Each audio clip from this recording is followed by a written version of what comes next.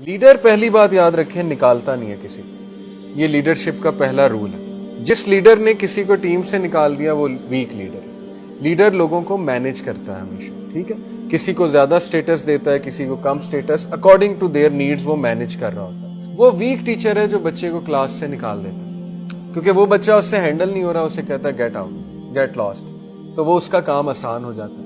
असल टीचर और असल लीडरशिप तो ये कि आप उसी राउडी बच्चे को आगे बिठा के पढ़ाते भी हो आप, और वो पढ़ता भी, और यही इमोशनल इंटेलिजेंस है कि आप हर बंदे की नीड्स देखते हुए उसको ट्रीट करो, ठीक है। ये एक बहुत बड़ी आर्ट होती है और यही लीडरशिप है असल में। हर स्टूडेंट को उसके मुताबिक डील किया जाता है। जो स्टबन लोग हैं उनको डील करने का अलग तरीका है। जो बहुत इमोशनल लोग हैं आपकी टीम में, बहुत सेंसिटिव लोग हैं, उनको डील करने का थोड़ा और तरीका है, ठीक है ना। आपने उनके सामने क्या बात करनी है, कैसे करनी है, यही तो असल में बात। तो हजरत उमर आप देखें कि क्या उनकी एडमिनिस्ट्रेशन थी हजरत उमर की, एज इफ ही न्यू कि किस बंदे को मैंने कहाँ लगाना।